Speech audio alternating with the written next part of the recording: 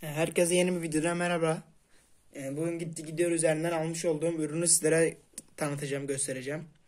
Bu ürünü gidiyordan aldım dediğim gibi. Bulldozer marka. Daha bugün geldi kargodan. Kargoda bu şekil geldi. Burada zaten fatura falan yazıyor. Çıkartalım ürünü.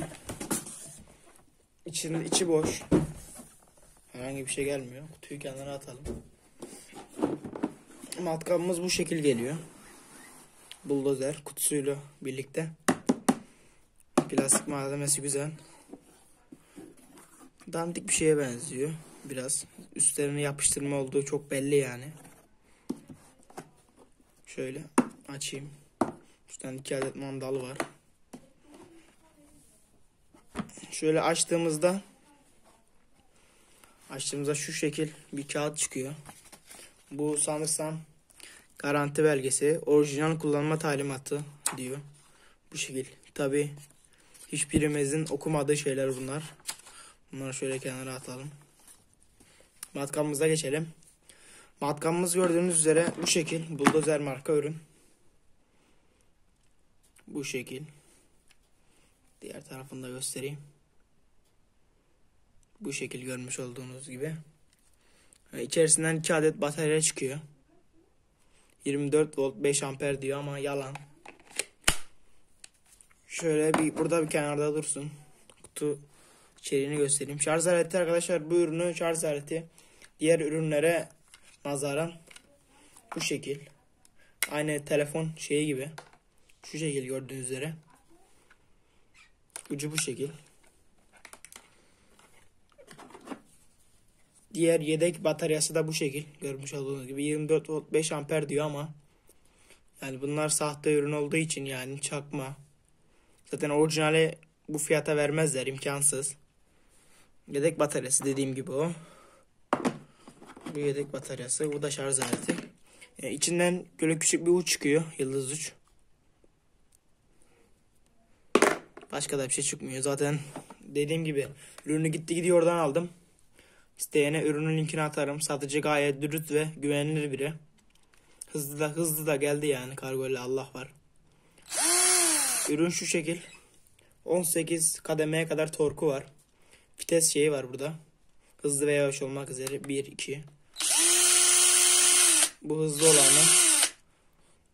Bu da yavaş olanı. Buralarda vida. Şöyle gördüğünüz üzere. Matkap bu şekil. Yani dediğim gibi bu fiyat bandında iyi bir matkap aslında. Yani öyle fazla kullanılmaya şey değil ama yani böyle sağa sola 2 vida atmak için gayet birebir bence. Kaliteli bir şeye benziyor. Yani böyle elinize aldığınızda o hissiyatı hissedebilirsiniz yani. Hobi için de ideal yani. Zaten dediğim gibi 150 TL gibi bir fiyata aldık biz bunu. Gidiyor üzerinden. İsteyene linkini atarım. Gayet satıcı da güvenilir ve hızlı kargoladı ürünü. Dediği gibi de çıktı. Ürün bu şekilde arkadaşlar. Şurada altta ışığı var gördüğüm gibi. Yani orijinal bir ürün değil. Tabii ki de yani orijinal ürün olsa zaten bu fiyata vermezler. Çakma ürün. Ama dediğim gibi güzel bir ürün. Yani fiyatına göre idare eder. Şurada kademe tork ayar var. Şu şekil. Şu şekil. Burada böyle vida delme, vida çıkarma gibi ayarları var. Ama ben bunu genelde 16'da kullanıyorum. 16 bence ideal. Her şeyde. Burada dediğim gibi ileri geri tuşlar var. İleri geri. Bu şekil yani. İlerleyen zamanlarda nasıl olur onu bilemiyorum. İlerleyen zamanlarda tekrar bir video atarım. İnşallah bir sıkıntı çıkmaz. Kendinize iyi bakın. Yorumlarda soru sorarsanız dönüş yaparım yani. Ürünün linkini falan aşağıya katacağım zaten.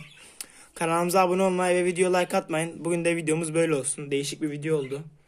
Kanalımızda hayvanlar hakkında video çekiyorum. Aşağıdan inceleyebilirsiniz. Bu video bu kadar olsun. Kanalımıza abone olmayı ve video like atmayı unutmayın. Başka bir videoda görüşmek üzere.